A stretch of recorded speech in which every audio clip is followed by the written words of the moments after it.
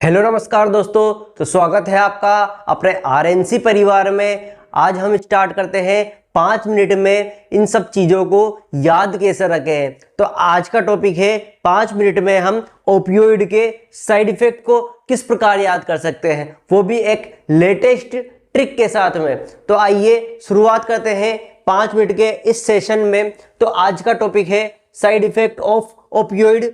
याद किससे करना है? बैड अमेरिकन्स, जो अमेरिकन्स है बुरे वाले, उनसे याद करना है। Bad Americans. देखो बी का मतलब क्या है? Bradycardia and hypotension. क्योंकि यहां पर मॉर्फिन जैसे ओपियोइड लेते हैं, मॉर्फिन लेते हैं, तो उसके साइड इफेक्ट में क्या मिलेगा? ब्रेडी कार्डिया भी मिलेगा और हाइपोटेंशन भी मिलेगा। ठीक है। कंपनसेशन में क्या होता है? ब्रेडी कार्डिया के साथ में हाइपरटेंशन होता है। लेकिन यहाँ पे क्या है? साइड इफेक्ट है ओपियोइड का, इसलिए क्या होता है? ब्रेडी कार्डिया के साथ में हाइपोटेंशन। ओके। ए का मतलब एनोरेक्सिया, भूख नहीं लगेगी। आगे देखो डी का मतलब depression of respiratory and vasomotor centre. जो वेसोमोटर सेंटर है और रेस्पिरेटरी जो सेंटर है वो क्या है? डिप्रेस हो जाएंगे। उनका वर्क ज्यादा नहीं होगा, धीरे धीरे वर्क करेंगे। जैसे कि कोई ओपियोइड लेता है तो टुन्नो के पड़ा रहता है, कोई ये नहीं है, और उस पर रेस्पिरेशन भी कम हो जाता है। इसलिए सबसे प्रायोरिटी पे क्या है? रेस्पिरेशन, उसका ध्यान रखना है। आगे देखो ए का मतलब क्या है? Apnoea in newborn. जी हाँ, एपनिया हो जाता है न्यूबॉर्न में। और देखो एम का मतलब मेंटल क्लाउडिंग मतलब बादल छा जाते हैं, माइंड में बादल छा जाते हैं, कुछ ज्यादा उसको सोचना नहीं आता।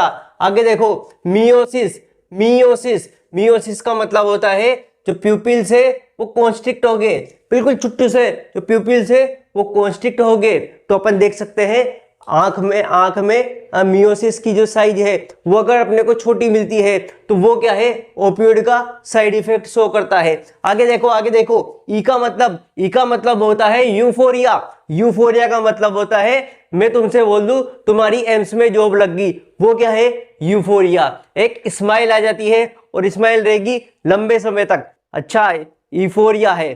ठीक है, मतलब हैप्पीनेस बढ़ जाती है, वो हो गया यूफोरिया। उसके बाद देखो आर मतलब क्या है? रेस्पिरेटरी डिप्रेशन, रेस्पिरेशन स्लो हो गया है। आगे देखो इंक्रीज, आई का मतलब क्या है? इंक्रीज हिस्टामिन इंक्रीज होगा तो खुजली चलेगी भैया, इचिंग खुजली चलेगी। हिस्टामिन के इंक्रीज होने से खुजली चलेगी, इचिंग होगी। और क्या होगा सर? और होगा इंक्रीज स्मूथ मसल एक्टिविटी। जो मसल की एक्टिविटी है वो क्या है? जो स्मूथ मसल वाली एक्टिविटी है वो क्या है? डिक्रीज हो जाएगी, इंक्रीज हो जाएगी। इंक्रीज हो जाती है स्मूथ मसल की एक्टिविटी। आगे देखो सी का मतलब क्या है? सर कॉन्स्टिपेशन होगा। ठीक है, क्योंकि स्मूथ मसल की एक्टिविटी इंक्रीज हो रही है, कॉन्स्टिपेशन होगा। कफ सेंटर डिप्रेस हो जाएगा। ठीक है, हाँ कफ सेंटर डिप्रेस हो जाएगा। एक दवाई की शीशी देखी क्या तुमने? दवाई की शीशी कौन सी वाली? कोडीन क्या है? ठीक है, कोडीन क्या है? कोडीन एक ओपियोइड है जो क्या काम करती है? अपने को जो कफ सेंटर है उसको डिप्रेस कर देती है। मतलब क्या हो रहा है कि कफ सेंटर अगर डिप्रेस हो गया तो खांसी नहीं चलेगी। तो खांसी की दवाई क्या है? कोडीन। और कोडीन क्या है? ओपियोइड। समझ में आया होगा। नेक्स्ट देखो वही लिख दिया।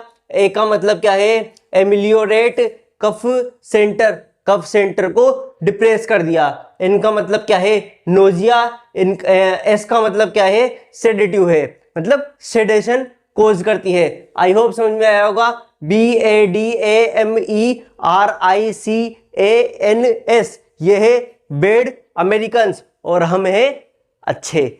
स्माइल करो, याद करो और सब्सक्राइब करो। Thank you so much.